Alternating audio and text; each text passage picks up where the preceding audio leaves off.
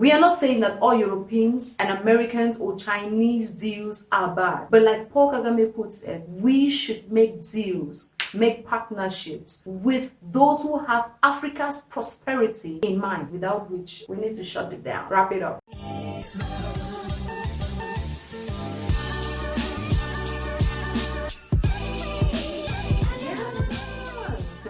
Hello guys, welcome back to my channel. If you don't know who I am, my name is Mo. As you can see, I'm very composed today. I have a jacket on because I am going political. Yes, when talking about the African leaders, the people who rule and govern us, you have to talk with some respect. So that is why I'm saying welcome back to the channel. You thought I was going to end like that? Liars. Okay, Paul Kagame is one of my African best presidents. Besides the way this guy walks, oh my God, the way he walks. There's only one president in the world who can counteract the way Paul Kagame works. That is Vladimir Putin. I could tell you 150 times in 750,000 videos how Vladimir Putin works. But this is not a video for him. I'll keep him for another video. Today we're talking about the sexiest walking African president. Yes, I said it. It is mine. If it's not yours, go look for your own place or argue with your great-grandparents. This is mine. He has been dropping speeches, rhythms of African stories. He has been dropping speeches one after the other, telling the Europeans, and the way he rules his country, you can tell that he is not very friendly with European and American interference. And in one of his speeches, he's been telling them, back up. Today we're going to listen to one of those albums. And he titles this as Europe, Africa doesn't need adult supervision but fair trade. And I totally could not agree more with that topic. So he said a lot of things and I would like us to listen to it and react to it together. If you're my European, American person watching, I see you. Do you see me? Oh, yeah. This is dear friends from Europe and Africa, and I see many friends there. Europeans and Africans need to understand it. Guys, forgive me. I cannot get over the way East Africans speak. They have this accent. East Africans and South Africans, they have this accent that, I don't know. It's sexy to one angle, and to another angle, it's just pure funny. It's just funny. And Paul Kagame has a perfect Eastern African accent. Please, let's get back to the video. Each other better. That's why dialogue like the one today is very important. In terms of a common understanding of governance. The attitude of adult supervision has to be left in the past. Examples of right or wrong conduct can be found everywhere. We must... And he is totally right. The concept of adult supervision is something the Europeans used to enter Africa. Okay guys, sorry, I was recording and I realized that my battery died, so I will just take it off from here. Let's get back into the reaction. Europe and Africa, and I see many friends there. Europeans and Africans need to understand each other better. That's why dialogue like the one today is very important in terms of a common understanding of governance. The attitude of adult supervision has to be left in the past.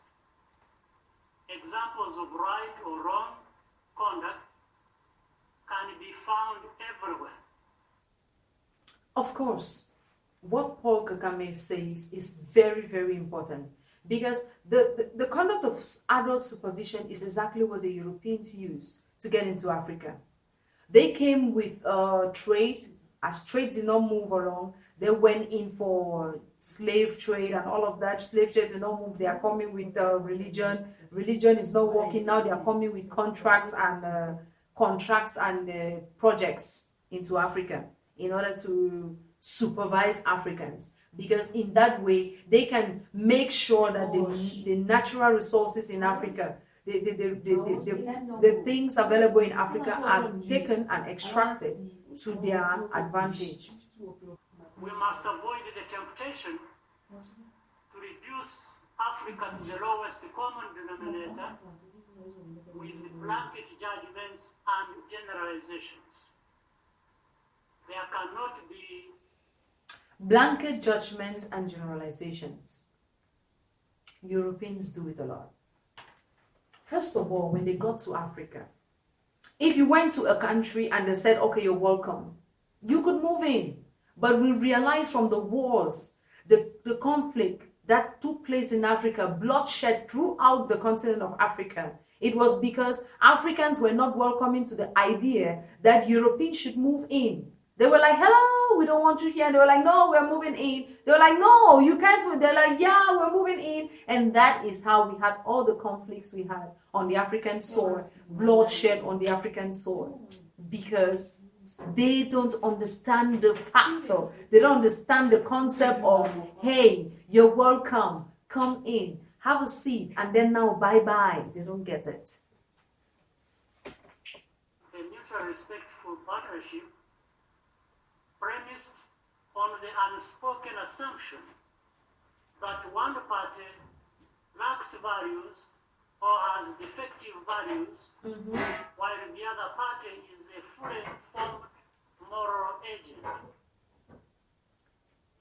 Europeans and Americans and even China looks at African resources, what Africa has to offer on the plate in the world economy, as if it is some minute, irrelevant thing. Like it is not important. It should not even be mentioned. Oh, they can just walk in and out, clear the resources and walk out when they feel like it. But when they're giving us their money, it comes with terms and conditions, because they feel like their money or whatever thing they are offering Africans is of more higher class. Oh, their economy, their system of education, system of doing things, system of politics is more superior to Africa. But recent events have turned and shown us that American politics is not all that glittery. Hashtag Donald Trump. The complex of politics, history, and context, and public opinion in every country requires a sensitive understanding and a willingness to genuinely listen, learn, and adapt. The willingness to listen, learn, to adapt. Europeans have never listened to Africa. They come with certain deals, claiming that those deals are supposed to be things Africans need.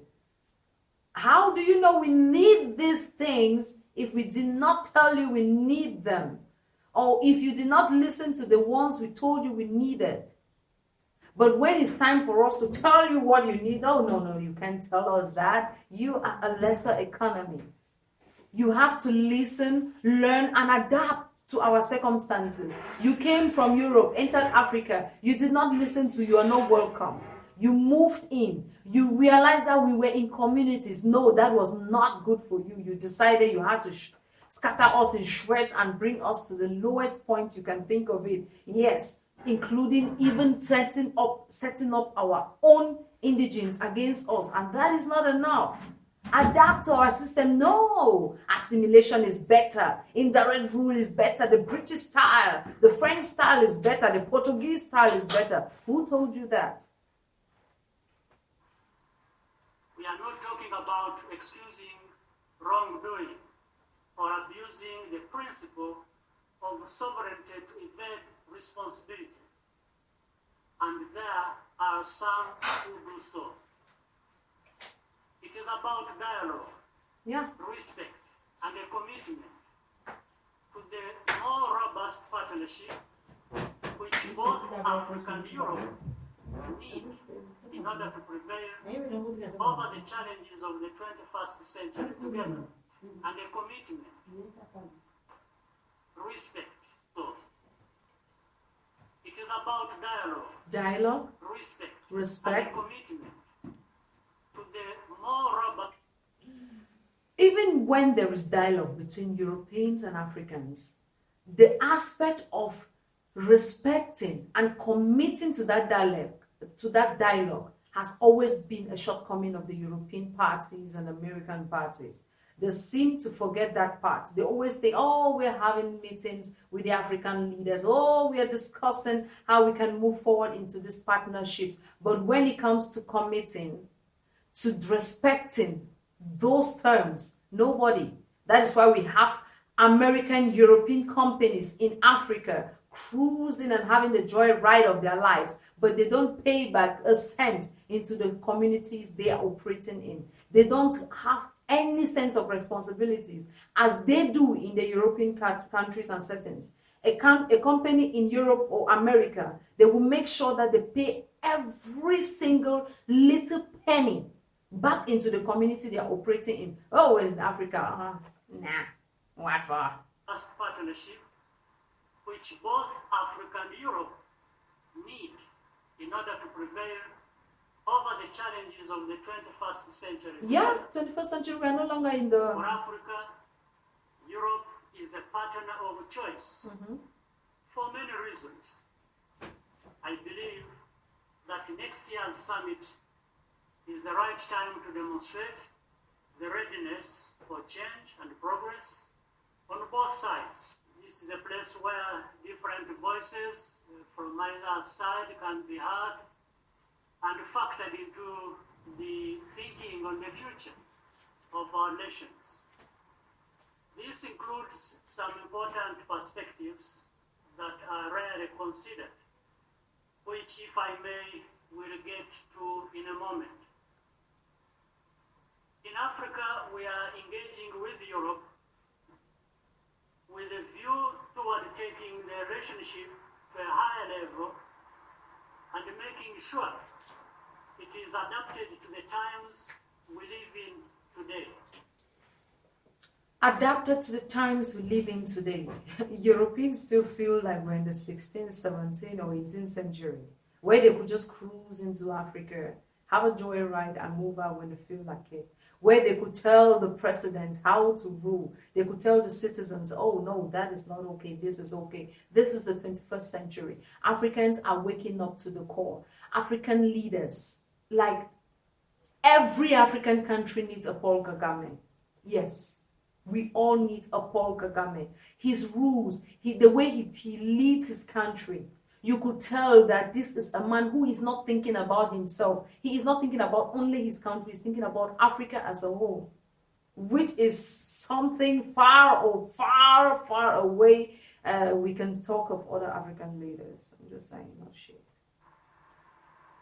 For one thing, Africa has assets and capabilities to offer to the partnership, both human and material. Let's not ask what can be done for Africa. The guiding question should be, what can Europe and Africa do together for mutual benefit, which neither can accomplish alone? This is why I say every African country needs a Paul Kagame. I don't care if he's going to just be a VP or just the guy on the side giving advice. We all need a Paul Kagame in every African country. It is not about what Africa can do for Europe. It is not about what Europe can do for Africa. Because Europe has carried this ego or whatever thing on their shoulders for the past centuries, feeling like they are doing us a favor.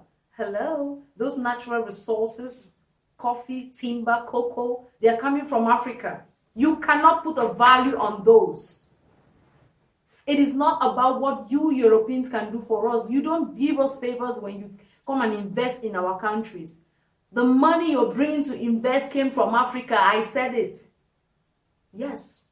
most American communities, most European countries, they are settled on the backbones of African resources. Don't argue with me. Go and check the top 10 top 10 countries in the world producing natural resources. African countries are always at the forefront. Why are they? And when you look at the African countries at the forefront, they are always the poorest. Look at Democratic Republic of Congo. That country has all the natural resources in the world, including gold, diamond, and everything you can think of. But they are the poorest amongst the African countries. Why? Because Europeans have turned it into a playground. They just cruise in, play around, carry a couple of things, and move out. It is no longer about what you Europeans can do. No, no, no. It is about us coming to a common playground. We talk as people with equal stakes in this, and we make sure that one cannot do without the other. Then we can talk. That is communication. We aim to change the terms of engagement on trade and investment. The African Continental Free Trade Area is now entering the implementation phase. The terms of trade in Africa has constantly been the situation where Europeans come and they build a bridge, they build a building or something, and they tell us how long they will operate it before giving it over to us. Hello? You used our country's resources because you brought in a few dollars and pounds. As you think your investment is higher than ours. You used our land, natural resources from our country. I don't want to talk about the ones they extract out of the land into Europe and America. But then the African contribution into the world economy is still the minute part of the whole economy. How is that possible? Think. This opens up new opportunities for more attractive cooperation with the partners who are invested in Africa's prosperity. Yep. It is therefore important to ensure that the space to properly fully implement the CFTA is respected. Yep. We wish to negotiate the future trading rules on a continent-to-continent basis, not in a fragmented or haphazard manner. We look forward to the new Africa-Europe Foundation and this distinguished group of personalities playing an important role in the process, including the business leaders who are involved. He is saying something, and this is something Europeans don't want to hear. The aspect of Africans coming together as one to carry out trade deals with Europe, dealing with Europe like Africa and Europe, that scares the shit out of them.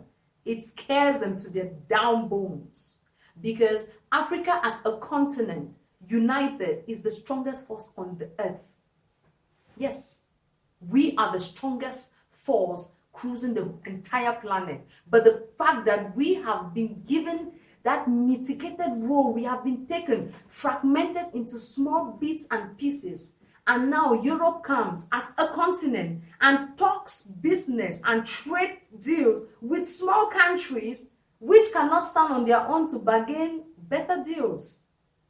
But if we stand as Africa, we have intellectuals, we have resources, we have men, we have everything put together that we can have a better deal on a better platform. We need to go revisit those things. Like there are certain companies, there are certain countries that just need to leave Africa and disappear. That's another video for another day. I thank you so very much for your attention. Yup. Africa's sexiest walking president is also one of the most intelligent. Look, if yours is intelligent, please drop in the comment section. I'm just saying from my view. I said what I said. Paul Kagame is one of the few African presidents you will see on the streets on the day of cleanup, doing cleanup with his countrymen.